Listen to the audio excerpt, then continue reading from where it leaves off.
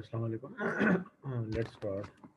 वालेकुम अच्छा, तो हमने ये लास्ट लेक्चर में स्टडी किया था जो ग्राउंडिंग मेथड है via transformer ground, register, voltage relay. तो इस की एक एग्जांपल जो है उसने दी हुई है और इसमें ये रजिस्टर की डिज़ाइनिंग है और इस तरह से कैलकुलेशंस वगैरह हैं। ठीक है, तो एग्जांपल 7.7 जो है यहाँ से हम लोग स्टार्ट करेंगे। वो कहता है कि consider the system shown in the figure 7.17। ठीक है, ये वाला एक उसने हमें डायग्राम दी है figure 7.17।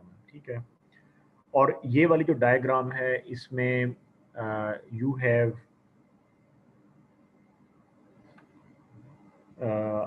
ट्रांसफॉर generator and grounded by the distribution transformer.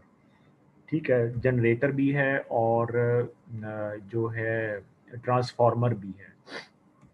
ठीक है, तो वो कहता है the distributed generator capacitance to the ground is 0.22 microfarad per phase. यानी अब इस डायग्राम में मुख्तलिफ जो कैपेसिटेंसीज हैं वो शो उसने की हुई हैं। ठीक है, तो ये जो वाई जो है ये आपका जनरेटर है 12.5 MVA का। ये जो वाई में लगा हुआ है ये 1 2 3 जिसकी वाइंडिंग्स हैं वाई में। So this is your generator and it is its capacity is 12.5 MVA और 15.5 kV ये जनरेट कर रहा है। उसके बाद ये ऊपर ट्रांसफार्मर है और ये डेल्टा में कनेक्टेड है। ठीक है, तो ये आप देख सकते हो कि ये डेल्टा कनेक्टेड ट्रांसफार्मर और ये स्टेप अप ट्रांसफार्मर होता है जो कि 15.5 kV को स्टेप अप करके तो रिक्वायर्ड लेवल पे ले जाता है। ठीक है, इसी तरह से ये जो जनरेटर है ये नीचे ग्राउंड हुआ है, जैसे हमने कल पढ़ा था लास्ट लेक्चर में कि डिस्ट्रीब्यूशन ट्रांसफार्मर से ये ग्राउंड हुआ है और जो रेजिस्टेंस है उसकी वैल्यू भी दी हुई है। अच्छा, उससे पहले जो मुख्तलिफ कैपेसिटेंसेस हैं जिसको वो डिस्ट्रीब्यूटेड कैपेसिटेंस का नाम दे रहा है, तो ट्रांसफार्मर की जो कैपेसिटेंस है वो 0.1 माइक्रोफैरड पर फेज। पर फेज से मुराद क्या है कि रेड फेज या येलो या ब्लू। ठीक है, एक फेज की जो है वो ग्राउंड के साथ जो कैपेसिटेंस बन रही है वो 0.1 माइक्रोफैरड है।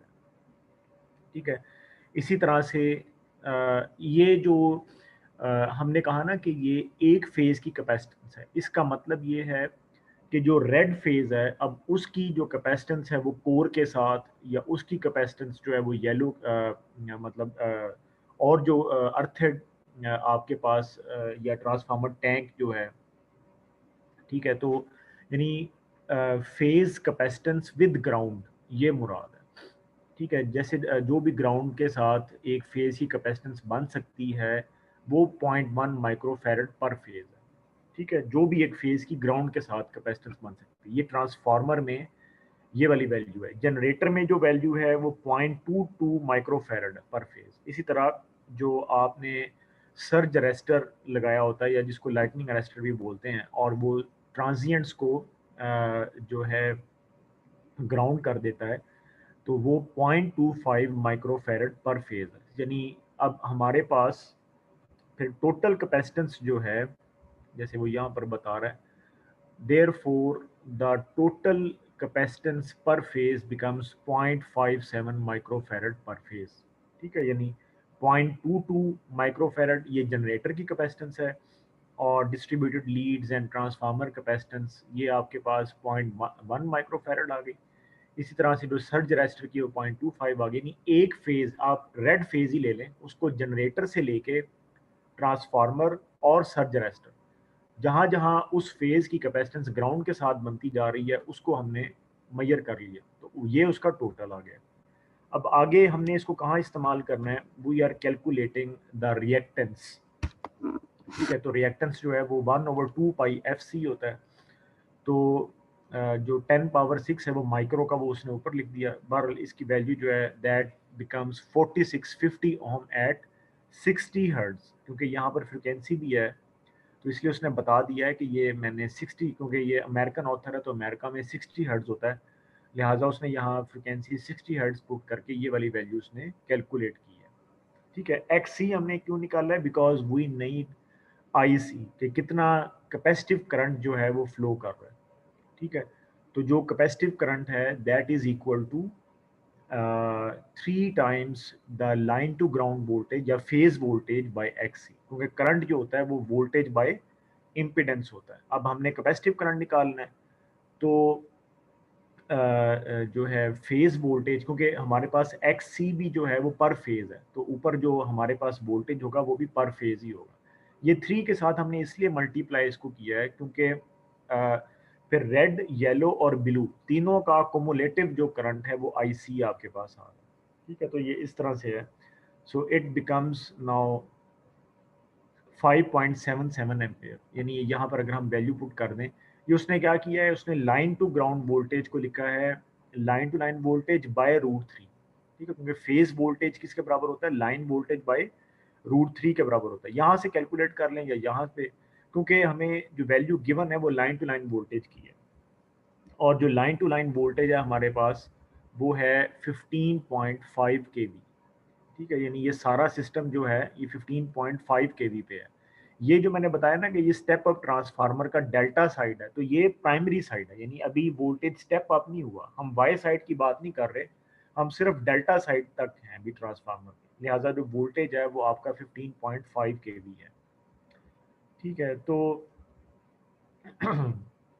यहाँ पे आप 15.5 kV रखेंगे, बाय ये वैल्यूज वगैरह पुट करें तो we will get the answer 5.77 ampere. तो ये आपके पास करंट आ गया। Next, if we need to find out the the the power of या द पावर डिसिपेटेड, आप यूं कह सकते हैं, the power dissipated in capacitive reactance की जो कैपेसिटेंस इस तरह से बन जाती है, इस कैपेसिटेंस को जो ग्राउंड के साथ बन जाती है ना, जनरली हम कहते हैं कि ये स्ट्रे कैपेसिटेंस है।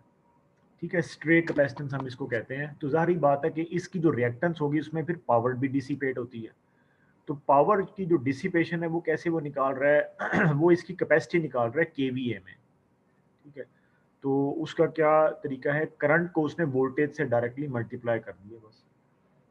ठीक है, तो चूंकि हमारा सिंगल फेज है ना, तो यहाँ पर ये जो वोल्टेज होगा अगेन वो इसको सिंगल फेज में कर रहा है। आप एक दफ़ा कैलकुलेट कर लें 15.5 kV बाई √3, तो ये तो बार बार लिख रहा है, हमें बार बार इस तरह से लिखने की ज़रूरत नहीं है, हम यहाँ पर इसको डायरेक्टली जो सिंगल फेज वोल्टेज है वो हम लिख देंगे। ठीक है, तो नाउ इट बिकम्स 5.77 जो कैपेसिटिव करंट आ गया मल्टीप्लाई पर फेज वोल्टेज। सो जो हमारे पास जो पावर आ गई दैट इज़ 52 kVA। ये वो पावर है जो कि कैपेसिटेंस में डिसिपेट हो रही है, जो स्ट्रे कैपेसिटेंस है या जो अर्थ कैपेसिटेंस है। अब हम क्या चाहते हैं, हम ये चाहते हैं कि फेरो रेजोनेंस ना क्रिएट हो। फेरो रेजोनेंस से मुराद ये है कि ये कैपेसिटेंस अगर किसी वक्त इंडक्टेंस के बराबर आ जाती है, अब वो इंडक्टेंस जो है वो phase two phase mutual inductance भी हो सकती है प्राइमरी की साइड पे, प्राइमरी की साइड पे ही बात हो रही, ट्रांसफार्मर के प्राइमरी पे और जनरेटर जिस साइड पर लगा हो। तो ये जो कैपेसिटेंस है अगर ये देखें, अब जो इंडक्टेंस है वो जनरेटर में भी है, वो ट्रांसफार्मर की कोर में भी है। ठीक है, तो यानी अगर ये कैपेसिटेंस जो है वो मैग्नीट्यूड और फेज वाइज इंडक्टेंस के बराबर हो जाती है किसी वक्त, तो फेरो रेजोनेंस क्रिएट होगा। ठीक है, तो इसी इसी चीज को बचाने के लिए, यानी फेरो रेजोनेंस से मुराद ये है कि फिर आपकी जो कोर है ना वो वाइब्रेट करेगी। ठीक है, at the end of the day if the capacitance and inductance the two are equal, तो जो रेजोनेंस क्रिएट होगी उससे आपके ट्रांसफार्मर की कोर जो है वो वाइब्रेट करेगी, या जो जनरेटर की जो कोर है, स्टेटर की कोर जो है वो वाइब्रेट करेगी। ठीक है, तो उसको बचाने के लिए वो कहता है हम ये चाहते हैं, क्योंकि ये कैपेसिटिव करंट है, ये कैपेसिटेंस है जो अर्थ के साथ है, तो ये इसका मतलब ये है कि इसका करंट न्यूट्रल में भी जा रहा है। ये मैं भी आपको डायग्राम बनाकर भी दिखाता हूँ कि ये डायग्राम कैसे। तो हम ये चाहते हैं कि जो न्यूट्रल का जो करंट है that should be more than IC, या जो किलोवाट लॉस है वो केवीए कैपेसिटिव लॉस से ज्यादा हो, ताकि ये फेरो रेजोनेंस ना क्रिएट। इसीलिए वो कह रहा है कि आप लेट्स से कि अब चूंकि यहाँ आईसी जो है वो 5.77 एम्पेयर था, लिहाजा आई न्यूट्रल को वो कह रहा है कि आप 10 एम्पेयर चूज कर लें। ठीक है, जो न्यूट्रल का जो करंट है वो क्या है, न्यूट्रल का जो करंट है वो आप कह लें कि रेजिस्टिव टाइप करंट है, हम यूँ कह सकते हैं, क्योंकि जो जनरेटर है वो डिस्ट्रीब्यूशन ट्रांसफार्मर से ग्राउंडेड है, लेकिन उसकी सेकेंडरी की साइड पर रेजिस्टेंस लगी जो कि प्राइमरी की साइड पर 895 ओहम्स। ठीक है, ये आप देख सकते हो कि जो Rn1 ओहम है जो हमने लास्ट लेक्चर में पढ़ा था, वो जब प्राइमरी पर रिफ्लेक्ट हुई तो 895 ओहम्स बन गए। ठीक है, और वो रिफ्लेक्ट कैसे हुई कि आपने इस रेशो से उसको मल्टीप्लाई किया, square of this ratio we have multiply 14 400 square by 480 square multiply 1, तो ये 895 ओहम्स बन जाता है। ये 75 केवीए का ट्रांसफार्मर है। इसकी जो प्राइमरी और सेकेंडरी का जो वोल्टेज सिलेक्शन है वो कैसे किया जाता है, ये हमने लास्ट लेक्चर में पढ़ा था कि जो पर फेज वोल्टेज होता है ना जनरेटर का, क्योंकि ये जनरेटर को ग्राउंड किया हो ना, ये जनरेटर है आपके पास, ये वाई में, और ये ऊपर डेल्टा में ट्रांसफार्मर। सो ये जो 15.5 केवी बाय रूट 3 आता है, इसका जवाब आता है तकरीबन 9 केवी के करीब। तो 9 केवी से बड़ा आपका प्राइमरी वोल्टेज होना चाहिए इस अर्थिक ट्रांसफार्मर का। ठीक है, यानी फिर मैं रिपीट कर देता हूँ कि जो पर फेज वोल्टेज है जनरेटर का वो आपके पास बनता है 15.5 केवी बाय रूट 3, और उसका आंसर तकरीबन 9 केवी के आसपास आता है। तो 9 केवी से बड़ा प्राइमरी वोल्टेज होना चाहिए, तो उसने लिया है 14.4 केवी। ठीक है, उसने काफ़ी बड़ा लिया, मतलब to be on the safe side, बहरहाल ये अवेलेबल होगा यूँ भी कह सकते हैं। तो 14.4 केवी टू 480 वोल्ट्स ये उसने ट्रांसफार्मर लिया ऐसे। ठीक है, तो ये बात है कि आई, अच्छा मैं बता रहा था आई न्यूट्रल जो है वो 10 एम्पेयर, और जो आई सी है वो आपके पास है 5.77 एम्पेयर। ठीक है, तो इसको एक और तरीके से अभी हम आगे कैलकुलेशन स्टार्ट करते हैं। इसको आप सिंपली यूँ समझ सकते हो कि दिस इज द सिस्टम। ठीक है, ये टोटल सिस्टम है आपके पास, और इसकी जो कैपेसिटेंस बन रही है अर्थ के साथ, ठीक है, ये वाली, ये आपके पास बन रही थी 0.07 माइक्रो फैरड पर फेज। ये जो कैपेसिटेंस है it becomes, it was 0.57 micro farad पर फेज। सही है, ये टोटल कैपेसिटेंस है, ये क्या है, ये टोटल ये ग्राउंड जो कैपेसिटेंस है ये वो है टोटल ग्राउंड कैपेसिटेंस।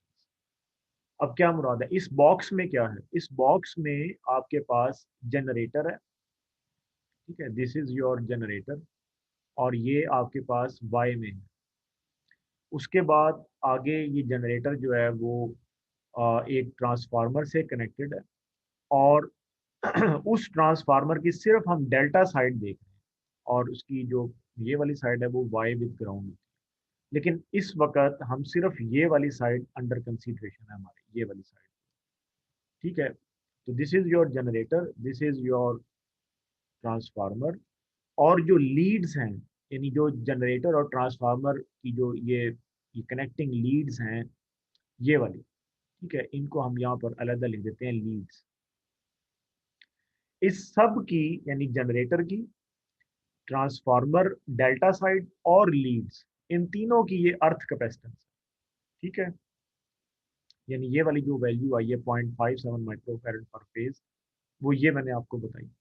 अच्छा, अब ये जो जनरेटर है इसको आपने अर्थ किया हुआ, अर्थ कैसे किया हुआ है, एक ट्रांसफार्मर के जरिए आपने इसको अर्थ किया, this is its primary side, और यहाँ पे एक रेजिस्टर है जो इस तरीके से कनेक्टेड है। सही, तो ये है रेजिस्टर, और इसकी वैल्यू वो 1 ओम बता रहा है। लेकिन यही जब इसका जो प्राइमरी साइड है वो है 14.4 केवी, सेकेंडरी साइड है 480 वोल्ट्स।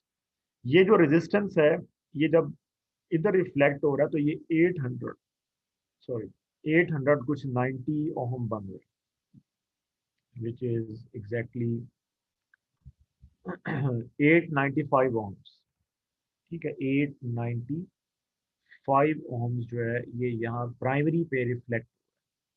ठीक है, तो इस तरह से बात है। अब बताने की बात मैं जो बताना चाहता हूँ वो ये है कि ये जो कैपेसिटिव करंट है वो इस तरीके से फ्लो कर रहा है।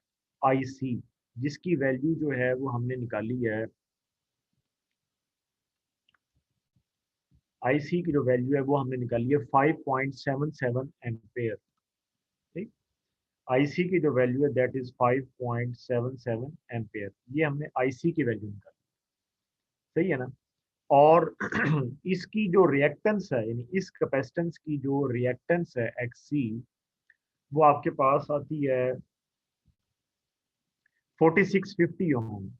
ठीक है, 4650 ओम।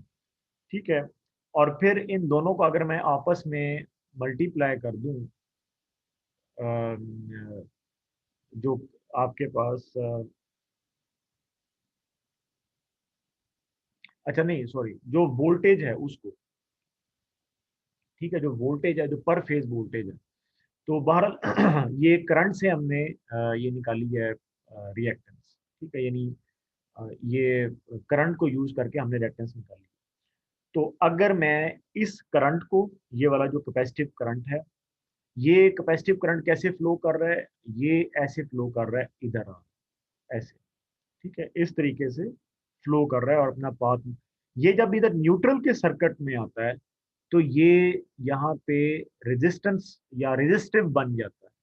ठीक है, या इसका जो फेज है वो तब्दील हो जाता है ड्यू टू रेजिस्टेंस, या इसमें ये रेजिस्टेंस ऐड हो जाती है। ठीक है, कुछ भी कह लें, यानी ये जो कैपेसिटिव नेचर है it becomes resistance plus capacitive nature. ठीक है, यानी यहाँ पे ये रेजिस्टेंस प्लस, आप इसको माइनस भी कह सकते हैं, इसने माइनस ही कहा हुआ, रेजिस्टेंस माइनस जे एक्स नेचर बन जाती है। सही है, तो ये एक्चुअली सारा हो रहा है और ये फिर ऊपर जाता है और इस तरह से आपका पाथ मुकम्मल हो। सही है। अच्छा, अब हमने क्या करना था, हम जो बात कर रहे थे वो ये है कि हम ये जानना चाह रहे हैं कि इस रजिस्टर की कैपेसिटी क्या होगी। इसकी जो केवीए कैपेसिटी है, यानी इस कैपेसिटर की जो केवीए कैपेसिटी है दैट इज राउंड अबाउट, जो हमने अभी कैलकुलेट की करंट मल्टीप्लाई वोल्टेज करके, दैट इज 52 केवीए। 52 केवीए। इसकी इस कैपेसिटी से बड़ा यहाँ पर मेरे पास रजिस्टर होना चाहिए, किलो वाट्स में या केवीए में, एक ही बात है। ठीक है, वो क्यों, ताकि फेरो रेजोनेंस ना क्रिएट, यानी अगर मेरे पास रेजिस्टेंस की वैल्यू जो है, या रेजिस्टेंस की जो पावर है, power of the resistance, power of R, अगर वो इससे बड़ी आती है 52 केवीए से, तो ये कभी भी रेजोनेंस नहीं क्रिएट होगी, यानी ये कैपेसिटेंस कभी भी इंडक्टेंस के साथ मिलकर फिर रेजोनेंस नहीं क्रिएट कर सकती। अगर ऐसा ना हो, लेट्स, अगर ऐसा ना हो तो क्या होगा, अगर ये ग्राउंड, अगर ये जनरेटर जो है ये सॉलिडली ग्राउंड हो जाए, सॉलिडली ग्राउंड, तो फिर ये सारे का सारा करंट कैपेसिटिव होगा और फिर ये यहाँ पे जरूर ही जो इंडक्टिव, जो म्यूचुअल इंडक्टेंस कुछ बन रही है जैसे स्ट्रे कैपेसिटेंस है ऐसी स्ट्रे इंडक्टेंस है, उसके साथ ये फिर रेजोनेंस बना लेगा। ठीक है, जिसको वो कह रहा है कि ये फेरो रेजोनेंस। फेरो का मतलब ये होता है कि कोर जो है वो फिर आपकी रेजोनेट करेगी या वाइब्रेट करेगी। ठीक है, ये टोटल इसका बैकग्राउंड है। तो अब मुझे इसकी पावर कैलकुलेट करनी है इस रेजिस्टेंस की। ठीक है, तो ये हम जो है वो कैसे कर रहे हैं कि वो हमने कहा कि न्यूट्रल का करंट आप कैपेसिटिव करंट से बड़ा रखें, बड़ा, लेट से वो 10 एम्पेयर कहता है कि हमने चूज कर लिया। Now what would be the value of जो है प्राइमरी रेजिस्टेंस, वो क्या वैल्यू बन जाती है, तो वो वैल्यू बन जाती है वोल्टेज बाय करंट। रेजिस्टेंस की वैल्यू वोल्टेज बाय करंट से निकलती है। तो वोल्टेज जो है वो आपके पास आ रहा है per phase voltage 15.5 kV by root 3। ठीक है, बाय 10। ठीक है, बाय 10 जो है वो न्यूटन का करंट जो हमने अज्यूम किया। तो अगर हम ये करंट चाहते हैं, अगर हम ये न्यूट्रल करंट चाहते हैं तो ये न्यूट्रल की रेजिस्टेंस फिर लगानी पड़ेगी। 895 ohms प्राइमरी, यही उसने जो है वो यहाँ पर लिखी हुई है कि ये इक्विवेलेंट प्राइमरी रेजिस्टर है जो आपका बन जाता है। ठीक है, तो ये हमें लगानी पड़ेगी। या वो कहता है कि इसका सेकेंडरी इक्विवेलेंट क्या बन जाएगा, क्योंकि ऊपर तो हम कैलकुलेट कर रहे हैं ना अभी। ठीक है, ये हमने पहले प्राइमरी पे कैलकुलेट किया कि 10 एम्पेयर के मुताबिक 895 ओम्स प्राइमरी बनेगा। तो अब सेकेंडरी इक्विवेलेंट क्या बन जाएगा, तो 480 स्क्वायर बाय 14.4 केवी। ये गलती है, यहाँ पर एक जीरो और आना है, ये वाला जो वैल्यू है यहाँ पर एक सिफर और लगेगा। ठीक है, 14400 है, ये गलती है। पर अल्लाह मैंने बता दिया, तो इसने नीचे जैसे यहाँ पर लिखा हुआ है 14400, यहाँ पर है ये टेक्स्ट है। तो बहरहाल वो 1 ओम सेकेंडरी बन जाता है। अब वो कहता है कि आई सेकेंडरी अगर हम देखें तो क्या बन जाता है आई सेकेंडरी, यानी सेकेंडरी में करंट जो है वो 10 एम्पेयर के मुताबिक क्या फ्लो कर रहा हो। ठीक है, ये तो आपने ये वाली जो 1 ओम सेकेंडरी है, ये तो आपने रेजिस्टेंस की वैल्यू निकाल दी ना ओम्स में, कि जो सेकेंडरी की साइड पर जो रेजिस्टेंस लग रहा है। Now, what is the current that would flow when you have 10 ampere in the primary side? सही, क्योंकि ये स्टेप डाउन ट्रांसफार्मर है, तो 10 एम्पेयर का करंट जो है वो 300 एम्पेयर में रिफ्लेक्ट हो। ठीक है, अब उसके लिए हम इसको मल्टीप्लाई करेंगे इसकी रेशियो के साथ, जो ट्रांसफार्मर की रेशियो है विच इज 14.4 बाई 480, वो 300 एम्पेयर बन जाता है। अब हमारे पास जबकि रेजिस्टेंस की वैल्यू भी आ गई और उसमें फ्लो कर रहा करंट भी आ गया, तो अब हम इसकी पावर लॉस निकाल सकते हैं, which becomes 300 square into 1 I square R, and it becomes 90 kilowatt. Now you can see it is greater than 52 kVA. ठीक है, तो आप ये सोच रहे होंगे कि ये किलोवाट है, ये केवी है। तो बात ये है कि ये रेजिस्टर है और रेजिस्टेंस में के डब्ल्यू और केवीए बराबर होता है। ठीक है, because we have the formula that K W is equal to KVA, ठीक है, इनटू पावर फैक्टर। तो रेजिस्टेंस के केस में पावर फैक्टर 1 होता है। जब हम रेजिस्टेंस की बात करते हैं तो पावर फैक्टर 1 होता है, इसलिए के डब्ल्यू और केवीए उसका बराबर होता है आपस में। तो ये 90 केवीए पढ़ लें या 90 किलोवाट पढ़ लें, एक ही बात। Now it is more than 52 KVA. तो यहाँ तक हमारा रेजिस्टेंस जो है वो डिज़ाइन हो गया, और हमने यहाँ पर लिख भी लिया है कि 895 ओम्स प्राइमरी एंड 1 ओम्स, ये एक्चुअली में लगेगा।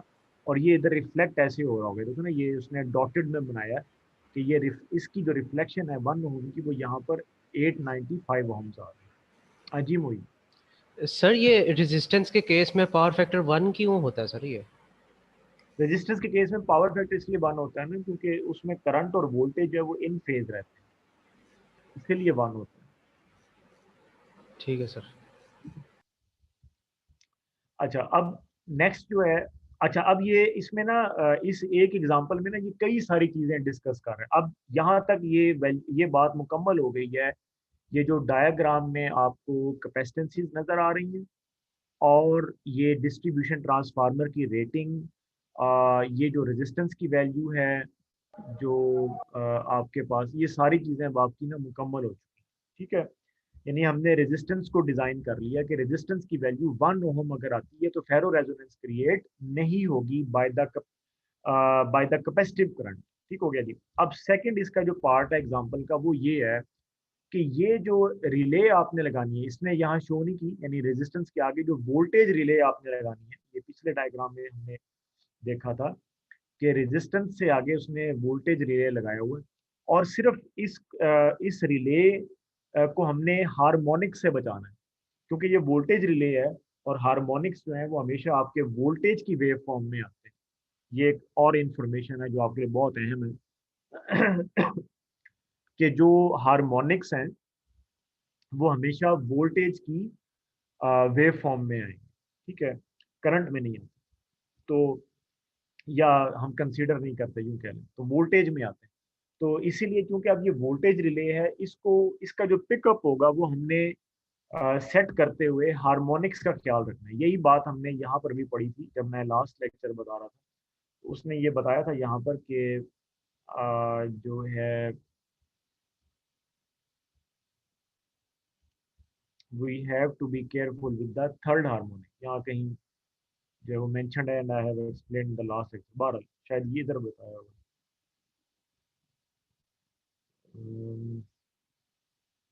हाँ, थर्ड हार्मोनिक, देखना थर्ड हार्मोनिक वोल्टेजेस जो है, इससे हमने इसको बचाना। तो ये वो कैलकुलेशन कर रहा है कि लेट्स से कि अगर प्राइमरी की साइड पे, यानी जो जनरेटर की जो साइड है, अगर जनरेटर में थर्ड हार्मोनिक आ जाता है तो क्या होगा। अगर जनरेटर में जो वो वोल्टेज जनरेट कर रहा है 15.5 केवी जनरेट कर रहा है ना जनरेटर, आप 15.5 केवी जनरेटर वोल्टेज जनरेट कर रहा है, अगर इसमें थर्ड हार्मोनिक आ जाता है तो वो कहता है कि assume that the third harmonic voltage, तो उसका वोल्टेज क्या होगा। वो कहता है कि एज्यूम कर लें that it is 3% of the normal phase voltage. Let's assume that it is 3% of the normal phase voltage. तो फेज वोल्टेज वो क्यों ले रहा है ये आपको पता चल ही गया होगा, क्योंकि हम देखना चाहते हैं कि जब ये वोल्टेज का जो इफेक्ट है वो यहाँ पर क्या होगा। ठीक है, रिले पे, और रिले आपकी सिंगल फेज में लगी हुई है ना, यानी न्यूट्रल के सर्किट में लगी हुई है, तो लिहाजा इसलिए हमने लाइन टू न्यूट्रल वोल्टेज लिया। तो लाइन टू न्यूट्रल वोल्टेज यानी कि फेज वोल्टेज मल्टीप्लाई 0.03, तो ये आपके पास आ गया 268 वोल्ट। तो यानी अब हमने ये एज्यूम कर लिया कि जनरेटर से जो थर्ड हार्मोनिक जनरेट हो रहा है उसकी जो वोल्टेज है जो वो आपके पास 268 वोल्ट्स आते हैं पर फेज। ठीक है, तो वो आगे कहता है कि अच्छा, ये एक बात होगी। उसके बाद हम ये कहते हैं कि जो रिएक्टेंस है टू द थर्ड हार्मोनिक, यानी थर्ड हार्मोनिक जो है, अब उसको रिएक्टेंस क्या मिलेगी। याद रखें, जब हम थर्ड हार्मोनिक की बात करते हैं तो उसका मतलब ये है कि मैं एक ऐसे सोर्स की बात कर रहा हूँ जो 150 हर्ट्ज का सोर्स है, क्योंकि थर्ड हार्मोनिक से मुराद होता है 3 मल्टीप्लाई 50 हर्ट्ज, या अगर 60 हर्ट्ज पे का सिस्टम है तो 180 हर्ट्ज। ठीक है, तो ये एक सोर्स है जो कि 180 हर्ट्ज का सोर्स है, it is not a source of 50 hertz. तो जाहिर बात है कि फिर उसका कुछ ना कुछ वोल्टेज भी होगा जो हमने कैलकुलेट कर लिया पर फेज। इसी तरह से अब उस सोर्स को जो आगे रिएक्टेंस मिल रही है वो क्या है वो भी हम देखेंगे। यानी ये सोर्स को जो रिएक्टेंस है वो 60 हर्ट्ज वाली रिएक्टेंस नहीं मिलेगी बल्कि फर्क मिलेगी।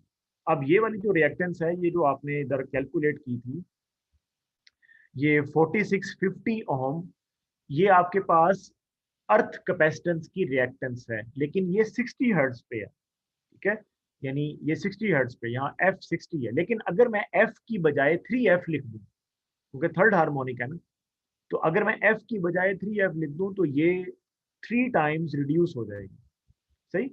सो अब मैं कहूंगा कि जो रिएक्टेंस टू थर्ड हार्मोनिक है वो आपके पास आएगी 4650/3, which becomes 1550 ohms on a per phase basis. And if I want to calculate it for the three phase, ठीक है, on a three phase basis, तो ये आपका पैरेलल सम बन जाएगा XC का। ठीक है, तो वो आपके पास मतलब just we can divided by 3, क्योंकि वो पैरेलल सम कम होता है ना, तो फिर we can divided by 3, so 1550/3, तो ये आपके पास आ जाता है 517 ohm on a three phase basis. तो अब आपके पास जो Z3 बन गया, अब यहाँ पर जो भी 3 है उससे मुराद थर्ड हार्मोनिक का। तो जो थर्ड हार्मोनिक का जो अब इम्पिडेंस बन चुका है, ठीक है, जो यहाँ न्यूट्रल के सर्किट में अब आपको अपीयर हो रहा है या इस तरह से, तो वो क्या है जो इम्पिडेंस है। सो इट इज नाउ, तो ये मैं क्यों कह रहा हूँ कि ये न्यूट्रल के सर्किट में आ रहा है, how can I say that, because ये वाली जो आपने रिएक्टेंस देखी है ये अर्थ कैपेसिटेंस की रिएक्टेंस है, और थर्ड हार्मोनिक जो है उसमें ये 1/3 हो जाती है। ठीक है, लिहाजा जब हम अर्थ कैपेसिटेंस कहते हैं तो हम ये भी कह सकते हैं कि जो थर्ड हार्मोनिक की वो इम्पिडेंस जो कि अब न्यूट्रल सर्किट को अपीयर होगी या इस तरह से, तो 895 ओहम्स ये कहाँ से आए, ये वो वाले ओहम्स हैं जो कि इक्विवेलेंट प्राइमरी रेजिस्टर है। ठीक है, तो 895 ओहम्स ये वैसे ही आ जाएगा रियल पार्ट, क्योंकि जाहिर बात है जो भी आपकी फ्रिक्वेंसी वाली चीज होती है वो एक्स को मुतासर करती है। अब वो एक्स इंडक्टेंस का भी हो सकता है, कैपेसिटेंस का भी हो सकता है, लेकिन रेजिस्टेंस जो है वो नॉन फ्रिक्वेंसी डिवाइस है। ठीक है, वो डीसी डिवाइस है, लिहाजा रेजिस्टेंस को मुतासर नहीं करेगी, यानी इसकी वैल्यू बाय 3 या इस तरह नहीं होगी। ये एज सच लिखा जाएगा 895 ओहम्स, माइनस माइनस हम लगा रहे हैं कैपेसिटेंस के लिए J517 ohms। ठीक है, on a three phase basis. Neutral के सर्किट में जो चीज लगती है ना वो 3 फेज का रेजिडुअल होता है, लिहाजा उन्हें उसने तभी 3 फेज बेसिस पर इसको कैलकुलेट किया, ये बात भी आप। तो इसीलिए यहाँ पर हमने इसको बाय 3 किया है अगेन। ठीक है, एक दफा तो 4650 का बाय 3 हुआ ना, ठीक है, वो तो अपना थर्ड हार्मोनिक के लिए हो गया। तो ये वाला जो बाय 3 है इसको फिर हमने 3 फेज पे कैलकुलेशन के लिए किया। अच्छा, अब ये Z3 जो है वो आपका आ गया 1035 angle 30 degree, what ever the angle is, हमें फिलहाल मैग्नीट्यूड से कंसर्न है। अगर हम मैग्नीट्यूड की देखें बात, तो आपके पास जो I3 है it becomes 268 by 1035, so it becomes 0.259 amperes.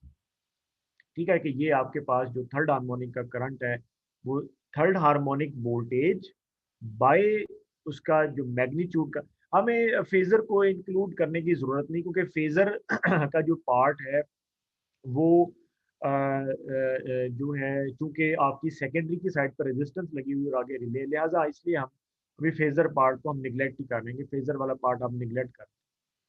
ठीक है, तो इसको भी फिर देख लेते हैं बाद में कि भाई इसको क्यों नहीं कंसीडर किया। फिलहाल this voltage by this impedance would give you the third harmonic current, और ये प्राइमरी पे आ रहा है।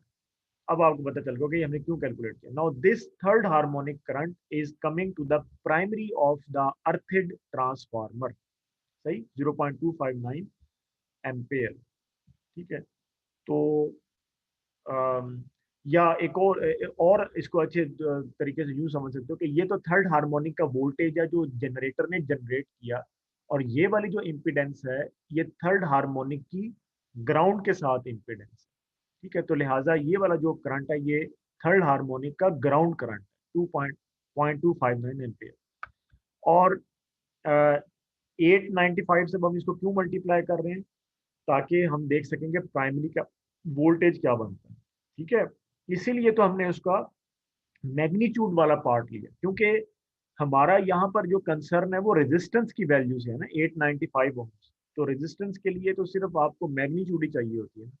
तो ये वाला जो आपके पास थर्ड हार्मोनिक का ग्राउंड करंट आया, इसको आपने 895 ओम से मल्टीप्लाई कर दिया, and what is 895, it is the equivalent primary resistance 895। ठीक है, तो ये आपके पास बन जाता है 232 volt. Now what it would be on the secondary side, तो ये आप कन्वर्ट कर लें, इस ट्रांसफार्मर की रेशियो से कन्वर्ट कर लें, तो ये आपका बन जाता है 7.74 वोल्ट्स। अब हमें पता चल गया कि जब जनरेटर जब जनरेटर जो है वो थर्ड हार्मोनिक जनरेट करेगा, तो ग्राउंड सर्किट में आपके पास 0.259 ampere third harmonic current flow करता है। प्राइमरी की साइड पर ये 232 वोल्ट बनाता है, और सेकेंडरी की साइड पर ये 7.74 वोल्ट बनाता है, जो कि वोल्टेज रिले के पास आएंगे। अब हमने जो अपनी पिकअप रखनी है वोल्टेज रिले की, वो इससे बड़ी वैल्यू होगी, 7.74 से बड़ी वैल्यू होगी। वो कह रहा है कि आप 16 वोल्ट रखें, तकरीबन इसका डबल। ठीक है, डबल से ज्यादा या 12, थोड़ा डबल से ज्यादा कह लें, तो that would be it's setting. ठीक है, ये एक उसने बात लिखी कि डिपेंडेबिलिटी, एक्चुअली ये रिलायबिलिटी है, ये डिपेंडेबिलिटी गलत उसने लिख दिया, इट्स नॉट डिपेंडेबिलिटी। जब हम पिकअप को बड़ा सेट करते हैं तो डिपेंडेबिलिटी नहीं होता, उसका मतलब होता है कि हम उसको रिलायबल बना रहे हैं रिले को। ठीक है, ये कहाँ गया भाई, ये reliability. So dependability is a wrong word, totally wrong word, it should be reliability. तो ये नोट कर लें, मैंने लिख भी दिया। तो पिकअप डिपेंडेबिलिटी क्या होती है, डिपेंडेबिलिटी होता है कि आप एक रिले का बैकअप लगाएं, फिर उस रिले का भी बैकअप लगाओ, जितना मर्जी बैकअप लगाते रहो, वो होता है डिपेंडेबिलिटी, कि आप कितना डिपेंड कर रहे हैं। अगर तो सिर्फ एक ही रिले लगाकर तुम बैठ गए हो, इसका मतलब ये है कि 100% उसी पर डिपेंड कर रहे हो, वो रिले खराब हो गई, कुछ हो गया तो सिस्टम तुम्हारा बैठ जाएगा। मगर अगर उसका एक बैकअप लगा दोगे तो डिपेंडेबिलिटी कम हो जाएगी, ये डिपेंडेबिलिटी होती है। रिलायबिलिटी क्या होती है कि that you are making your relay reliable, कि वो मेल फंक्शन नहीं कर सकता। थर्ड हार्मोनिक आ रहा है मगर हमने उसका पिकअप अप रख दिया ताकि वो कैंसिल उसका इफेक्ट हो जाए। आगे वो कह रहे हैं कि since no coordination is required by the voltage relay को तो किसी भी कोऑर्डिनेशन की जरूरत नहीं है, so it can be set at the lowest और next to the lowest time setting, कि जितना आप इसको अर्ली ट्रिप करवाना चाहते हैं आप करवा सकते हैं, क्योंकि इसको किसी भी कोऑर्डिनेशन की ज़रूरत नहीं है और जितना हमने पिकअप रख दिया है तो वो सेफ है। ठीक है, तो यहाँ तक ये वाली बात होगी। और फिर वो एक अच्छा, फिर वो एक हाँ, इसको कैलकुलेट भी करके दिखा रहा है, यानी एक तरीके से वो जो है वो यानी इसको चेक भी करवा रहा है। अब चेक क्या है, वो कहता है कि लेट्स से कि ग्राउंड फॉल्ट आता है at the phase terminal of the generator के जनरेट ये इसका मतलब ये होता है कि बिल्कुल जनरेटर के पास, और वो बड़ा डेड डेड फॉल्ट होता है, चाहे वो लाइन टू ग्राउंड हो या थ्री फेज हो, वो बड़ा डेड फॉल्ट होता है क्योंकि जब बिल्कुल जनरेटर के टर्मिनल पे आ गए। तो कहता है कि कंसीडर करें कि कोई ग्राउंड फॉल्ट आया है बिल्कुल जनरेटर के टर्मिनल पे, तो कितना वोल्टेज होगा रिले के अक्रॉस रिले और रजिस्टर के अक्रॉस कितना वोल्टेज होगा, तो लेट्स सी। और पिकअप भी पता चल जाएगा हमें। तो जस्ट आफ्टर द फॉल्ट आपके पास वही वोल्टेज रहती है जो जस्ट बिफोर द फॉल्ट होती है, सही। लिहाजा इसीलिए हमने प्राइमरी पर वो वाला वोल्टेज रखा जो कि जनरेटर का पर फेज वोल्टेज है, which is 15.5 kV by root 3, सही। अब इसको हम सेकेंडरी की साइड पर लेकर जा रहे हैं by the voltage ratio of the transformer, so it becomes 298 volts, सही। तो 298 by 16 it is becoming 18.6 times the pickup, जो कि एक इंस्टेंटेनियस ट्रिप दे सकता है फौरन। ठीक है, तो ये उसने हमें चेक भी करवा दिया, सही है। तो वोल्टेज रिले की इसी तरह की सिंपल चेकिंग होगी ना। You would be surprise may be कि सिटी कहाँ है और ये वो, तो सिटी तो है ही नहीं यहाँ पे। तो इसीलिए ये डायरेक्ट चेक हो गया, या इसका इतना ही चेक होगा फौरी। हमने फेज वोल्टेज देखा और उसको सेकेंडरी पे ट्रांसलेट किया, पिकअप से डिवाइड किया, तो हमें मल्टीपल ऑफ पिकअप मिल गया, पता चल गया कि ये इतना मल्टीपल ऑफ पिकअप बन रहा है and instantaneous operation can be done. तो यहाँ तक ये वाली बात जो है वो ख़त्म हो जाती है। लास्टली वो एक चीज़ डिस्कस कर रहा है, वो कहता है कि हर चीज़ को ये नहीं होता कि आपने लगा लिया और फिर चले गए, ऐसे नहीं होता। वो कहता है आपने जो 16 वोल्ट अपना सेट किया है, इसको बैक भी चेक करें। बैक चेक करें कि क्या 16 वोल्ट का जो टैप है वो ज़्यादा हाई तो नहीं ले लिया। आप देखें ना, ये भी तो एक बात है ना। एक बंदा कहता है अच्छा अच्छा अच्छा, चलो जी मैं तो 20 वोल्ट का टैप ले लेता हूँ, मैं 30 वोल्ट का टैप ले लेता हूँ, तो कोई हद भी है इसकी। फिर तो मैन्युफैक्चरर को कहेंगे हम रिले के भाई वो 100 वोल्ट का टैप ही बना दे ताकि इतना हाई पिकअप आ जाए या जो भी। लेकिन गुजारी बात है, अगर इतना हाई करोगे तो पिकअप फिर लोअर भी होता जाएगा। तो लेकिन ये तो अलग बात है। लेकिन एक यानी कि जो 16 वोल्ट टैप है वही क्यों, एक्चुअली ये वो यहाँ पर वो बता रहा है। मे भी मैंने यहाँ कमेंट्स में भी लिखा है, हाँ। what should be the primary voltage at one times of one multiple of the relay pickup। तो यानी ये इसका आंसर है। ये वाला जो तीन लाइनें हैं ये इस क्वेश्चन का आंसर है, that why you are selecting the 16 volt tap. ठीक है, और 16 वोल्ट टैप से क्या कम भी हो सकता है, या ये ठीक भी है या गलत है, ये भी हम चेक कर रहे हैं। अब वो कहता है कि ये जो 16 वोल्ट टैप है ये तो रिले का है ना, और रिले तो ये जो अर्थित ट्रांसफार्मर है उसकी सेकेंडरी की साइड पे लगी हुई है। ये वाली जो रिले है यानी यहाँ पर, ये तो सेकेंडरी की साइड पर है ना, और इसका आपने 16 वोल्ट लिया। What it is at the primary side. Now let's see, तो वो हम कैसे कैलकुलेट कर लेंगे। सो 16 मल्टीप्लाई 14400 बाय 480। ठीक है, इसको अगर आप देखें तो ये आपके पास 480 वोल्ट्स बन जाते हैं प्राइमरी पे, यानी 16 मल्टीप्लाई 14400 बाय 480, इसका आंसर आता है 480 वोल्ट्स प्राइमरी। इसका मतलब ये हुआ इसका मतलब ये हुआ कि अगर अर्थिड ट्रांसफार्मर की प्राइमरी साइड पर 480 वोल्ट्स आएंगे तो सेकेंडरी की साइड पर आपके पास, तो सेकेंडरी यानी ये वाला जो अर्थिड ट्रांसफार्मर है, अगर यहाँ पर 480 वोल्ट्स आ रहे हैं तो आपके पास यहाँ सेकेंडरी पे एक रेजिस्टर लगा हुआ है और यहाँ पर आपके पास वोल्टेज रिले है 50, क्या लिखा था उसमें 51 GN, इस तरह से लिखा था बराबर। सो उस वक़्त आपके पास यहाँ पे यानी इस नोड पे आपके पास 16 वोल्ट्स आते हैं, which is one multiple of the pickup. सही है ना, ऐसे ये हमारी पिकअप है। तो इसका मतलब ये हुआ कि अगर मैं ये देखूं कि ये 480 वोल्ट्स जो हैं वो जनरेटर पर क्या रिफ्लेक्ट होते हैं, यूं भी तो देखा जाता है ना। क्योंकि ये वाला जो ये आगे कहाँ से कनेक्टेड है, ये वाई जो आपके जनरेटर का वाई है, ये तीसरी वाइंडिंग मैंने इधर निकाल दी, ये जनरेटर है, तो ये उसका कॉमन पॉइंट है ना जनरेटर का, न्यूट्रल पॉइंट। ठीक है, this is red, this is yellow and this is blue. तो वो कहता है कि ये 480 वोल्ट्स जो हैं, जो पर फेज हैं, पर फेज, ये जनरेटर पर फेज क्या रिफ्लेक्ट हैं, क्या रिफ्लेक्ट हो रहे हैं। ठीक है, ये क्या परसेंटेज बनती है, तो उसको वो ये देख रहा है। यानी बात करने की ये, हम ये देखना चाह रहे हैं कि जब आपके पास 1 टाइम्स ऑफ द पिकअप बन रहा है रिले का, तो प्राइमरी साइड के वोल्ट्स क्या हुए 480, और इस पर रिले पिक तो नहीं ना करती, नो पिक, इस पर रिले पिक तो नहीं ना करती, यानी 16 वोल्ट्स पर रिले पिक नहीं करती। ठीक है, इसका प्राइमरी इक्विवेलेंट क्या बन गया 480, और ये आगे पर phase voltage of the generator पे क्या रिफ्लेक्ट हो रहा है, ये अब हम देखते हैं। ठीक है, ये वो यहां पर दिखा रहा है, वो कहता है कि 480 बाय 15.5 केवी बाय √3, यानी इसको यूं हम देखें तो ये आंसर आपके पास आता है 5% ऑफ द टोटल वाइंडिंग। तो ये अनप्रोटेक्टेड पार्ट बन जाता है आपका। ठीक है कि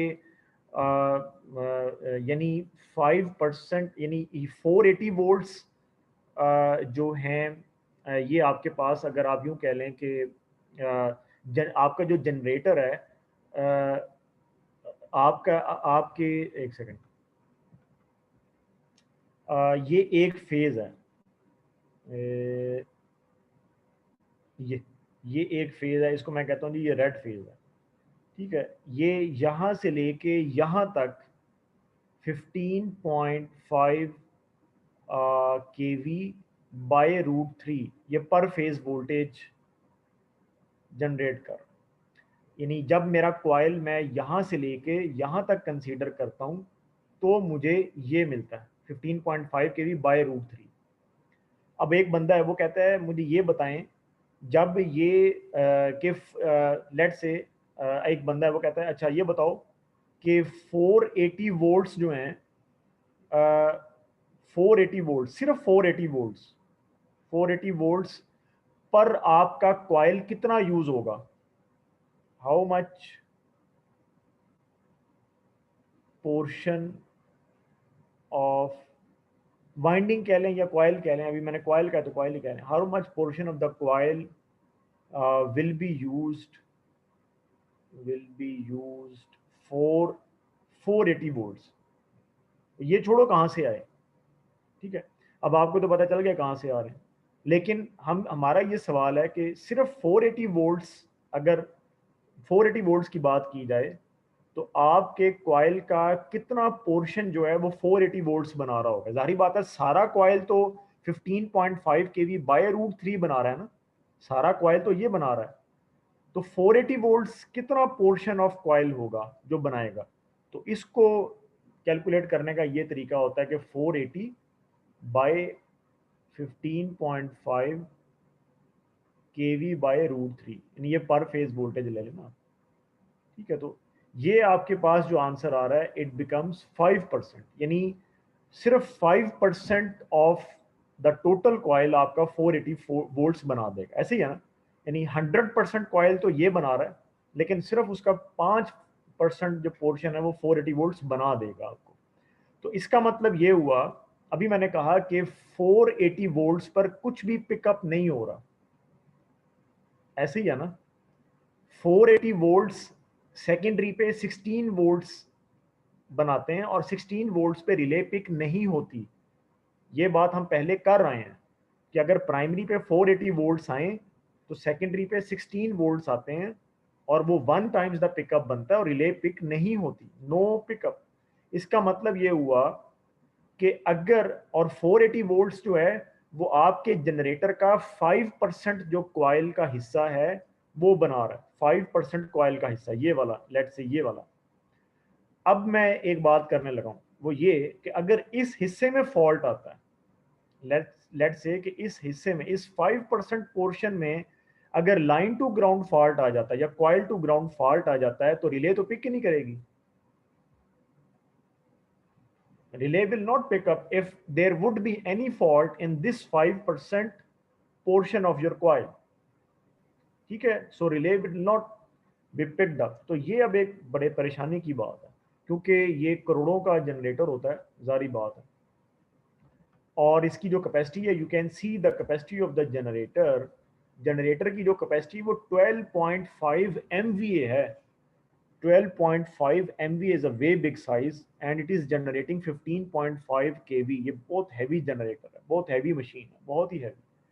तो हमें ये कंसर्न है, जब हम इतनी हैवी मशीन की बात करते हैं तो अब हमें ये कंसर्न है कि भाई जो आप अपनी नोबल वोल्टेज रिले लेकर आए हैं, उसका ये वाला जो आपने टैब सिलेक्ट कर लिया है वो ठीक है, लेकिन जब हमने बैक चेक किया है तो हमारा जो 5% है टोटल वाइंडिंग का, वो अनप्रोटेक्टेड रह रहा है, अनप्रोटेक्टेड रह रहा है, नहीं प्रोटेक्ट हो रहा। तो आप इसका क्या करें? तो वो फिर ये कह रहा है कि कोई अल्टरनेट प्रोटेक्टिव स्कीम्स आप ढूंढ सकते हैं। alternate protective schemes have been developed which will protect 100% of the stator winding। ठीक है, they are covered extensively in the literature 5। वो कह रहे हैं कि आप इस बुक ये जो इस चैप्टर का जो रेफरेंस है, वो 5 नंबर वाला जो रेफरेंस है ना, उसमें डिटेल्ड डिस्कस हुआ होगा। वो मे बी इसी ने कोई पेपर लिखा है या वट एवर, तो वो आप पढ़ सकते हैं कि और कौन से तरीके हैं। अभी हमने बड़ा जोर लगा लिया वैसे इस तरीके पे, लेकिन फिर भी सैडली 5% पोर्शन वो कवर नहीं कर सका। तो वो कहता है कि अल्टरनेट कोई स्कीम फिर से लगानी पड़ेगी। बहरहाल, एक वो कहता है कि एक मेथड का मैं जिक्र कर देता हूँ। वो क्या है जी? वो है another method of providing high impedance grounding to a unit connected generator. Unit connected का मतलब क्या होता है? जो जनरेटर डायरेक्टली ट्रांसफार्मर से कनेक्टेड होता है to step up its voltage. कई जनरेटर्स नहीं कनेक्ट होते, जैसे अब यूएमटी का जनरेटर है, वो किसी डायरेक्टली ट्रांसफार्मर से कनेक्टेड नहीं है, चलता है, हमें बिजली मिल जाती है। ठीक है, तो ज़रूरी नहीं है कि जनरेटर ट्रांसफार्मर से कनेक्टेड हो, लेकिन जो पावर प्लांट के जनरेटर्स होते हैं वो हमेशा ही यूनिट कनेक्टेड होते हैं, यानी वो ट्रांसफार्मर से कनेक्टेड होते हैं। तो वो कहता है कि एक जो बड़ा पॉपुलर मेथड है वो है रेजोनेंट कॉइल मेथड या पीटरसन कॉइल मेथड। ठीक है, या अर्थ फॉल्ट न्यूट्रलाइजर्स के कई नाम हैं। वो कहता है कि ये वाला मेथड जो है वो हम लगा सकते हैं। वो क्यों? वो कहता है वो इसलिए क्योंकि ये कॉइल होगा, पीटरसन कॉइल है और ये टैप्ड कॉइल होता है, इसमें कई टैपिंग्स होती हैं। तो द रिएक्टर इज, वो कहता है कि ये वाला जो रिएक्टर है, it is tuned to the total system capacitance. ठीक है, कि ये वाला जो आप पीटरसन कॉइल लगाएंगे ना, ये वाली जो आपने कैपेसिटेंस कैलकुलेट की थी ना, ये जिस तरह 0.57 माइक्रोफैरड पर फेज, तो वो कहता है कि वो बिल्कुल इसके मुताबिक आप ट्यून कर सकते हैं। ठीक है, उससे क्या होगा? उससे ये होगा, वो कहता है कि जो इंडक्टेंस है वो कैपेसिटेंस इफेक्ट को कैंसिल कर देगी before it is going to the generator and then again transformer. ठीक है ना? तो जो ये कैपेसिटिव इफेक्ट है वो पीटरसन कॉइल से सारे का सारा कैंसिल हो जाएगा। सो द रिएक्टर, वो कह रहा है, is tune to the total system capacitance. So the only impedance in the circuit would now be the resistance of the conductors. अब सिर्फ जो है वो कंडक्टर्स की रेजिस्टेंस रह जाएगी। वो कहता है कि as a result there is very little fault current for a line to ground fault. और रेजिस्टेंस जो होती है वो करंट को लिमिट करती है, तो फॉल्ट का करंट भी थोड़ा रह जाएगा और अक्सर फिर उसके लिए आपको ट्रिपिंग की ज़रूरत नहीं होती है। ठीक है, यानी वो चूंकि फॉल्ट का करंट थोड़ा होता है, आप उस आपके लिए एक अलार्म तो बन जाएगा। यानी ये मैं आपको फाइनल कंक्लूजन बता रहा हूँ आफ्टर सो मच डिस्कशन, कि जो पीटरसन कॉइल है वो चूंकि आपकी सिस्टम कैपेसिटेंस को बिल्कुल ट्यून कर देता है या रेजोनेट हो जाता है उसके साथ, तो बाकी जो बच जाता है वो आपके पास रेजिस्टेंस बच जाती है। ठीक है, और वो कंडक्टर्स की रेजिस्टेंस है। कंडक्टर्स कौन से? जो जनरेटर के वाइंडिंग कंडक्टर्स हैं, ट्रांसफार्मर के हैं, लीड्स की जो रेजिस्टेंस है। ठीक है, तो इस ये सारी जो रेजिस्टेंस है वो आपके पास जो line to ground fault current आता है उसको काफ़ी हद तक लिमिट कर देती है। ठीक है, अगर वो एक हद से ज़्यादा हो तो we can have some toroidal CT या इस तरह से कोई अरेंजमेंट हम करके ट्रिपिंग करवा सकते हैं। लेकिन अगर हमारी जो कैलकुलेशन है उसमें ये एक अच्छा खासा लिमिट हो जाए, कुछ हंड्रेड्स में रह जाए, तो फिर हम इस एक वार्निंग देते हैं, ट्रिपिंग की तरफ सिस्टम नहीं जाता। मतलब जो ऑपरेटर है उसको एक वार्निंग मिल जाएगी कि लाइन टू ग्राउंड या ग्राउंड फॉल्ट आपके पास आ गया। ठीक है, तो ये इसकी टोटल एक्सप्लेनेशन। अच्छा, नेक्स्ट जो है, आज हम रोटर फॉल्ट्स को थोड़ा सा स्टार्ट करते हैं। That are the rotor faults. तो यहाँ तक हमारे स्टेटर के जो फॉल्ट्स हैं वो सारे कवर हो चुके हैं। जैसे मैंने लास्ट टाइम बताया था, हमने अर्थिंग डिफरेंशियल सारा हमने जो है वो यानी तफसीली हमने इसको कवर कर लिया है। ठीक है, स्टेटर की जो प्रोटेक्शन है वो चूंकि इसे हमने मोटर की जनरेटर की दोनों कवर की हैं, दैट्स वाई ये वाला जो पोर्शन है वो बिग हो गया। आप दूसरी बुक्स देख लें, तो उसमें मैं एक शेयर करूंगा आपके साथ बुक। तो उसमें जो है मोटर का चैप्टर अलग बनाते हैं और जनरेटर का चैप्टर अलग बनाते हैं।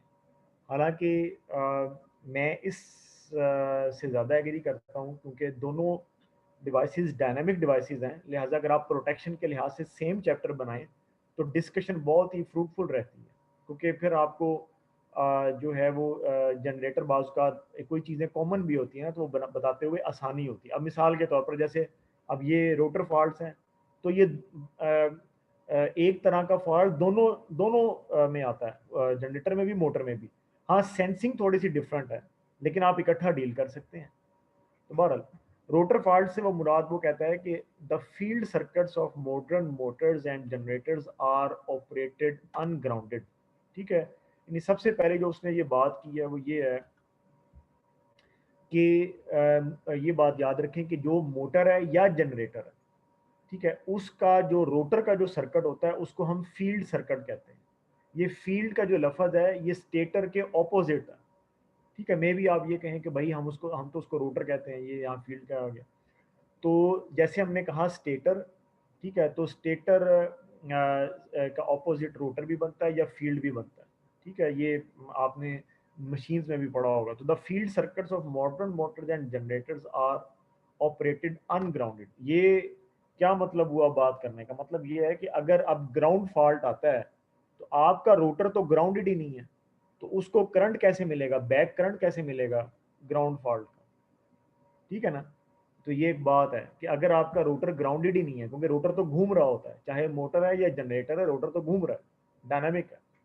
तो हमने उसको अनग्राउंडेड बनाया हुआ है। तो अगर लेट से कि उसकी वाइंडिंग और अर्थ के दरमियान कोई फॉल्ट बन जाता है, ठीक है, तो वो तो करंट उसको बैक मिलेगा ही नहीं। तो फिर क्या होगा, अब वो आगे बता रहा है, therefore a single ground fault on the field of a synchronous machine, synchronous machine से मुराद सिंक्रोनस मोटर या जनरेटर दोनों ही होते हैं, produces no immediate damaging effect. ठीक है ना, कि अगर फॉल्ट आ भी जाता है ग्राउंड का तो कोई इमीडिएट डैमेजिंग नहीं होगी, बल्कि एक अलर्ट लेवल क्रिएट हो जाएगा। However, the existence वो कहता है of a ground fault stresses other portions of the field winding, कि ठीक है कि ट्रिपिंग आप नहीं करवा रहे, अलर्ट लेवल भी है, लेकिन ग्राउंड फॉल्ट जो है वो आपकी जो फील्ड वाइंडिंग यानी जो रोटर वाइंडिंग है उसके दूसरे पोर्शन को इलेक्ट्रिकल स्ट्रेस के अंडर ले आएगा। स्ट्रेस से मुराद यहाँ पर इलेक्ट्रिक स्ट्रेस है, या इसको छोड़ें, आप यूँ कह सकते हैं जो करंट डेंसिटी का जो स्ट्रेस है। क्योंकि करंट डेंसिटी क्या होती है, करंट पर यूनिट एरिया।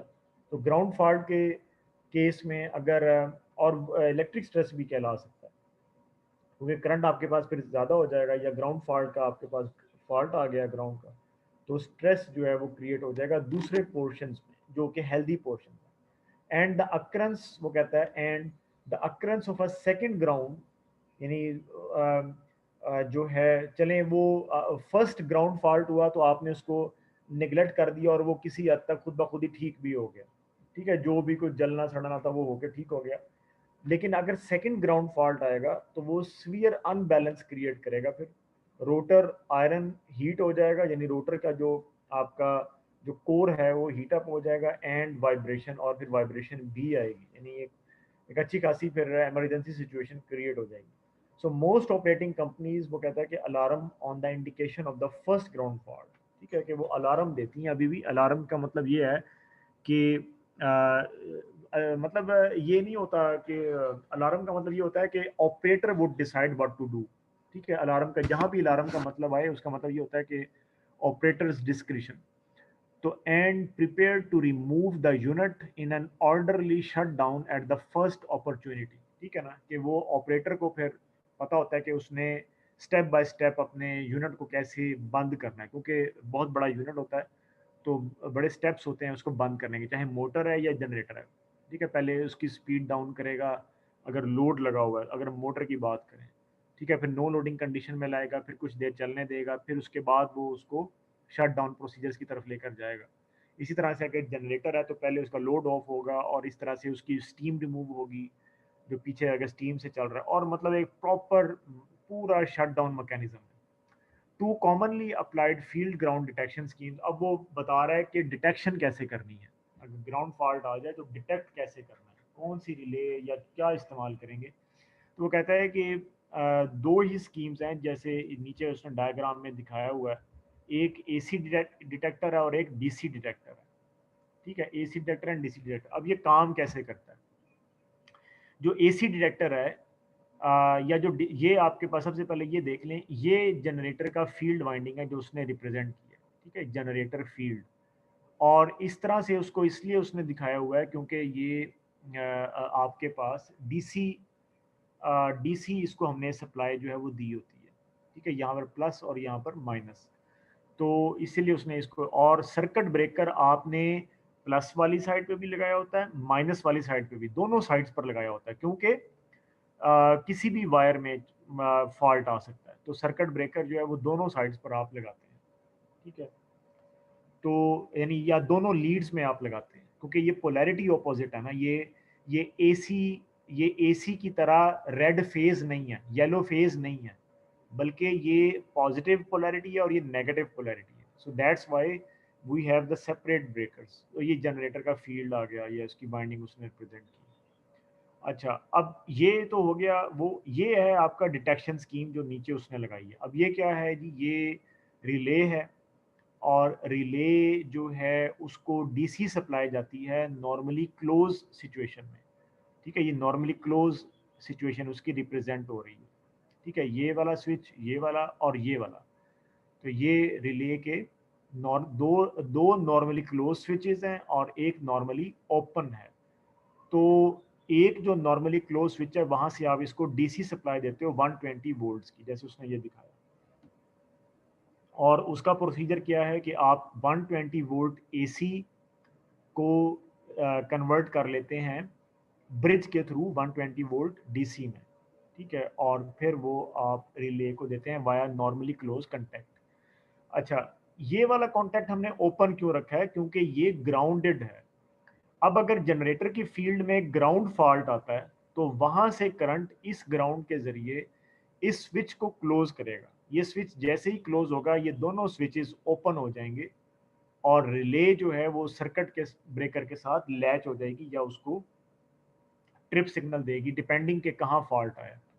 ठीक है, इसको उसने टेस्ट स्विच भी इसीलिए लिखा है कि अगर आप टेस्ट करना चाहते हैं कि रिले इज वर्किंग और नॉट, तो आप इसको प्रेस करेंगे, ये भी नॉर्मली ओपन हो जाएगा और ये भी नॉर्मली ओपन हो जाएगा। ठीक है, यानी ये दोनों जो हैं, ये नॉर्मली क्लोज वाले जो हैं, ये नॉर्मली ओपन हो जाएंगे, और फिर आपकी जो रिले है वो जो एक ट्रिप सिग्नल है वो दे देगी। हाँ जी मोहित। सर मेरा क्वेश्चन है इसमें कि हम ये डीसी क्यों देते हैं सर रिले को? डीसी जो है ना वो उसकी अगर आप सॉलिड स्टेट की बात करें तो बिल्कुल ऐसी ही है जैसे आप आर्डिनो को डीसी सप्लाई 5 वोल्ट देते हो, या और अपना जो आपका प्रोसेसर है, ये माइक्रो कंट्रोलर्स वगैरह वगैरह की जो डीसी सप्लाई होती है ना, तो ये उस तरह का। और अगर हम इलेक्ट्रोमैकेनिकल बात कर लें तो ये वाली जो डीसी सप्लाई है, इसने आप यूं कह सकते हैं कि अगर आप स्प्रिंग सिस्टम की बात करें तो स्प्रिंग को इसने जो है वो चार्ज किया हुआ है। ठीक है, स्प्रिंग को चार्ज किया हुआ है। चार्ज का मतलब ये है कि स्प्रिंग जो है वो अपनी वाउंडिंग हालत में है, एक होता है ना अनवाउंड, वो वाउंडिंग हालत में है। और आप कह सकते हैं कि अगर डिस्क टाइप रिले है तो जो डिस्क्स हैं वो नेगेटिव टॉर्क में है। नेगेटिव टॉर्क मतलब ट्रिप सिग्नल नहीं दे रही, जैसे ही ये सप्लाई हट जाएगी तो वो एक काउंटर टॉर्क पैदा होगा जो कि आगे फिर ब्रेकर को ट्रिप करवाएगा, यानी इस तरह से ये बात है। Okay sir. ठीक है, तो ये इसका वर्किंग मैकेनिज्म। अगर आप डीसी डिटेक्टर की बात करें तो डीसी डिटेक्टर में रिले को मतलब आप यूं कह लें कि इस तरीके के साथ आपने कोई भी वो सिग्नल नहीं दिया, यानी ये 120 वोल्ट एसी नहीं है। आप जो है जो फील्ड ऑफ द जनरेटर है उधर से ही आप रिले को सप्लाई दे रहे हैं, ठीक है, डायरेक्टली। और इस यानी और ये क्या है कि नॉन लीनियर जो है रेजिस्टर आपने लगाया हुआ है। नॉन लीनियर रेजिस्टर क्या करता है? So it offers high resistance to the ground current to go to the go wire. ये गो वायर है। गो वायर मुराद ये होती है कि जो पॉजिटिव वाली वायर है, कि यानी नॉर्मल कंडीशन में ये करंट ऐसे नहीं फ्लो कर सकता, यानी ये इस तरह से ही आपका पॉजिटिव से नेगेटिव की तरफ ही यानी जाएगा, यानी इस तरह दोबारा पॉजिटिव की तरफ नहीं आएगा जो आपकी नॉर्मल कंडीशन है, ठीक है। So non linear resistor offers high resistance जो है टू द ग्राउंड करंट, या जब आपका फॉल्ट भी आएगा तो भी ये ऊपर की तरफ करंट जो है वो मूव नहीं कर सकता, बल्कि नीचे ही मूव करेगा। अच्छा, अब ये क्या है? ये जो दोनों, ये नॉन लीनियर रेजिस्टर हो गया, और ये जो दोनों उसने बॉक्स में शो की हैं चीज़ें, ये वही आपका नॉर्मली क्लोज और नॉर्मली ओपन कॉन्टैक्ट्स है, ठीक है। तो जो आपका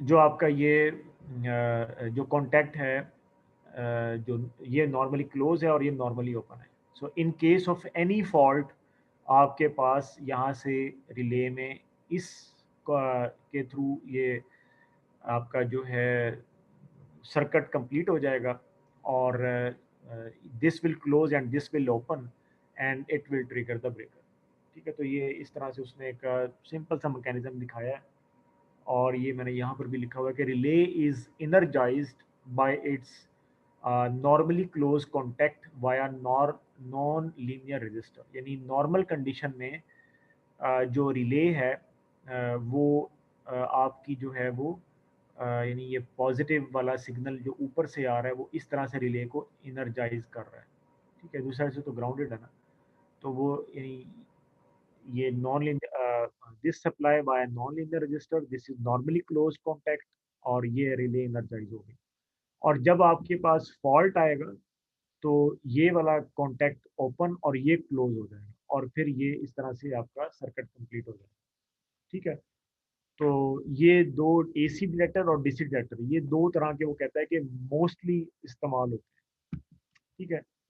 तो अच्छा, फिर वो कहता है कि आजकल जैसे ब्रशलेस मोटर्स आ रही हैं, तो ब्रशलेस मोटर्स में ज़रा डिफ़िकल्टी हो जाती है कि हमें फील्ड सर्किट में कोई भी फॉल्ट जो है उसको पिक करना मुश्किल हो जाता है, because it don't have brushes. जब वो ब्रशलेस होती है और पोल्स जो हैं वो इलेक्ट्रॉनिकली बन जाते हैं वहाँ पे, तो वो कहता है कि यूं हम कर सकते हैं कि पायलट ब्रशेस रखते हैं, पायलट ब्रशेस, ठीक है, can be provided that may be periodically load to the generator, ठीक है। कि अगर आप पायलट ब्रशेस रखें तो वो पीरियोडिकली यानी कुछ सेकंड्स या मिनट्स के बाद वो रोटर को टच करेंगे, और हमें जो है ना उन ब्रशेस के अक्रॉस वोल्टेज पता चल जाएगा। वो कहता है if a voltage is read between ground and the brush which is connected to one side of the generator field, then a ground exist, ठीक है।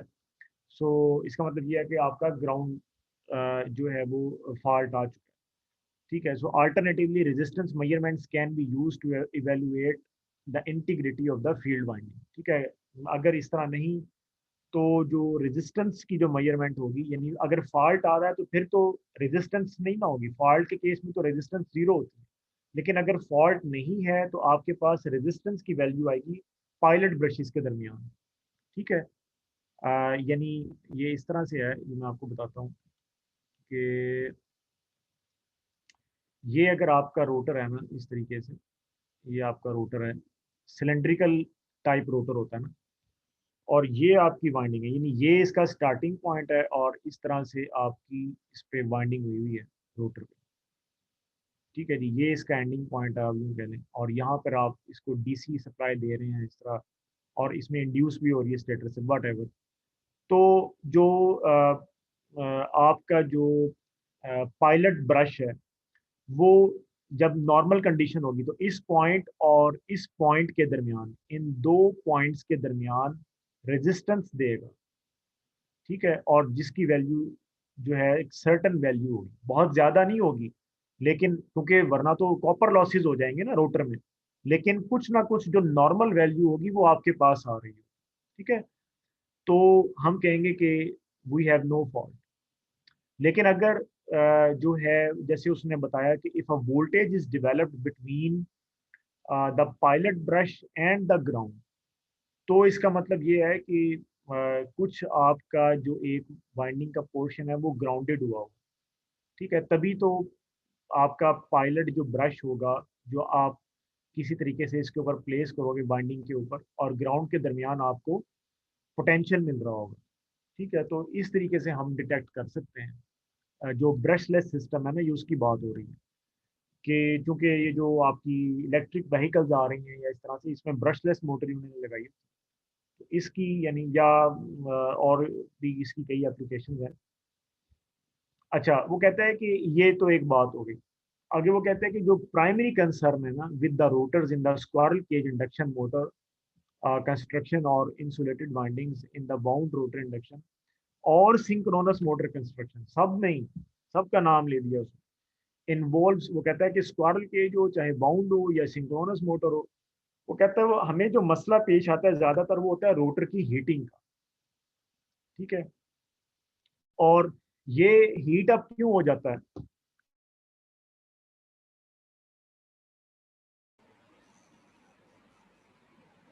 सर मूविंग से हीट अप हो जाता है।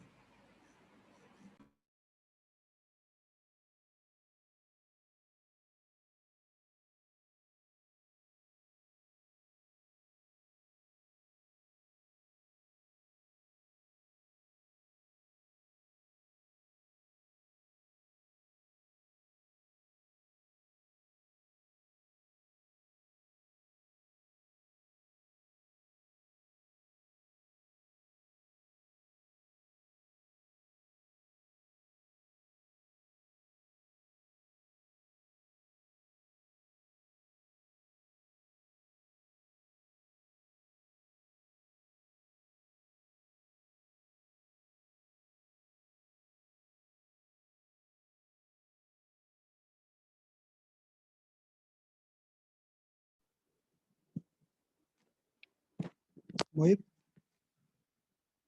हाँ है। हेलो। हाँ। लेक्चर खत्म हो गया? नहीं यार। सर नहीं डिस्कनेक्ट भाई, हो गया अभी sir sir internet disconnect connection. वही तो स्लाइडें भेजनी है। अभी नहीं। कर लो मैंने।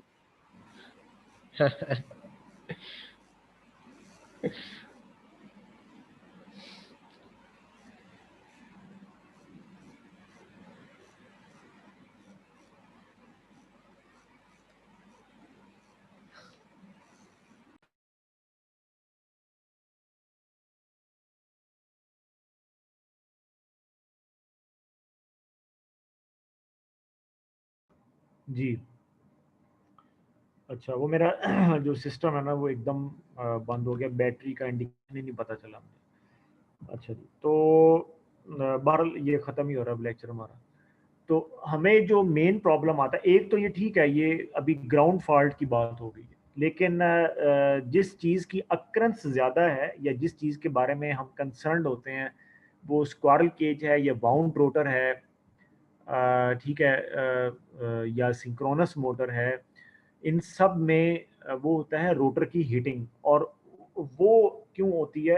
Because this is the result of unbalanced operation और अ स्टाल्ड कंडीशन। अब देखो ना, ये बहुत इंपॉर्टेंट पॉइंट है, या ये इस चीज़ का जवाब है कि रोटर हीट अप क्यों हो जाता है। तो शॉर्टली आप ये आंसर कर सकते हो कि अगर हम मोटर की बात करें तो जो सप्लाई में जो अनबैलेंसिंग होती है वो रोटर को हीट अप कर देती है, ठीक है, या मोटर के केस में जो स्टाल्ड कंडीशन होती है कि अगर वो स्टॉलिंग कंडीशन, हमें पता नहीं चला और हमने उसकी रेटिंग से ज़्यादा लोड लगा दिया मोटर की, तो वो स्टॉलिंग कंडीशन में, ये नहीं कि बिल्कुल ही खड़ी हो जाएगी मोटर, एकदम बैठ जाएगी, ठीक है, तो वो उसकी स्टॉलिंग कंडीशन है, यानी जो है जिस स्पीड पर उसको लोड को पिक करना चाहिए था। याद रखें, जब भी हम मोटर पर लोड डालते हैं ना तो उसकी स्पीड कम हो जाती है, यानी ये जनरल फिनोमिना है, और उसकी स्पीड कम होना ही उसको आगे पुश देता है। वो कैसे कि जैसे ही उसकी स्पीड कम होती है तो उसमें जो वोल्टेज इंड्यूस होता है वो ज़्यादा हो जाता है, या जो उसका करंट होता है वो बढ़ जाता है, और करंट से उसका टॉर्क ज़्यादा हो जाता है, और टॉर्क वो चीज़ है जो फिर उस इंक्रीज लोड को उठाता है। तो जितना जितना आप मोटर पर लोड डालते जाएंगे उसका टॉर्क वैसे वैसे बढ़ता जाता है। अगर आपका जो लोड का जो टॉर्क है वो आपकी मोटर वाले टॉर्क से ज़्यादा हो गया और आपको पता ना चला, बराबर या ज़्यादा हो गया थोड़ा सा, तो मोटर जो है वो उसको उठा नहीं पाएगी और स्टालिंग कंडीशन में जा रही होगी। अगर आपको पता ना चला तो बहुत थोड़ी देर में मोटर जल सकती है। ये है स्टालिंग कंडीशन। अनबैलेंस कंडीशन ये मैंने बता दिया, ये सप्लाई से रिलेटेड है। ना सिर्फ सप्लाई, बल्कि अगर आपकी जो मोटर की वाइंडिंग है वो भी इक्वल नहीं हुई हुई तो भी अनबैलेंस ऑपरेशन हो जाएगा। ठीक है ना, जैसे हम कहते हैं ना कि सप्लाई के जो फेजेस हैं वो आपस में उनकी वाइंडिंग का या रेजिस्टेंस रिएक्टेंस का प्रॉब्लम है, ऐसी मोटर में भी तो हो सकता है ना। सो अनबैलेंस्ड ऑपरेशन हम इसको कह देते हैं। तो ये दो मेन कंडीशंस हैं, और ये वाली जो कंडीशन है ये नेक्स्ट अनबैलेंस्ड करंट्स में जो heating up of the rotor है ये स्पेसिफिकली हम इसको डील करेंगे फिर, कि ये यानी इसकी जो तफसील है ना अनबैलेंस्ड ऑपरेशन की या स्टॉलिंग कंडीशन की, ये फिर नेक्स्ट लेक्चर्स में जैसे जैसे हम ये अनबैलेंस्ड करंट्स पढ़ेंगे। देखें ना, ये टॉपिक वही आ रहा है अनबैलेंस्ड करंट्स का या ओवरलोडिंग का। ठीक है ना, ये ओवरलोडिंग का क्या मतलब है, ये वही स्टॉलिंग वाली चीज़ है अभी जैसे मैंने बताया था पीछे। तो ये चीज़ जो है ये फिर उसमें आ जाती है। ओवर स्पीडिंग वगैरह, ओवर वोल्टेज वगैरह, under voltage, over frequency, under frequency, loss of excitation, ये सारा जनरेटर से रिलेटेड है। ठीक है, मोटर से जो चीज़ रिलेटेड है वो ओवरलोड है और अनबैलेंस करंट्स, ये दोनों चीज़ें ज़्यादा मोटर से, और जनरेटर अनबैलेंस करंट्स जनरेटर से भी रिलेटेड और मोटर से भी रिलेटेड, दोनों से रिलेटेड। दोबारा we will study it in the next lecture. ठीक है, हाँ जी, कोई क्वेश्चन है तो पूछ लें, फिर I will end this lecture.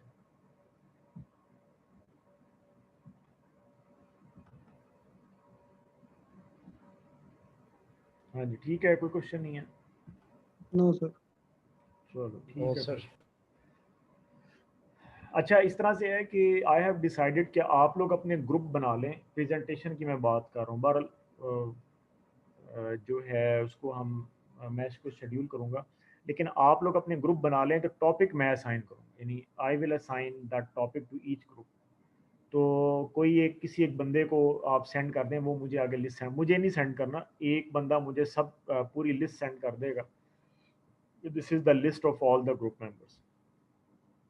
ठीक है, तो मिनिमम टू और मैक्सिमम 3 जो पर्सन्स का ग्रुप है वो बना कर, तो एक मुइज़ को भेज दें बेशक, या जी मुइज़।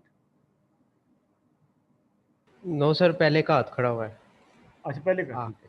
हाँ सर। वो आप किसी एक बंदे को भेज दें, वो मुझे सेंड कर दें। ठीक है, फिर मैं टॉपिक्स असाइन करूँगा तो उसकी आप प्रेजेंटेशन बना दें।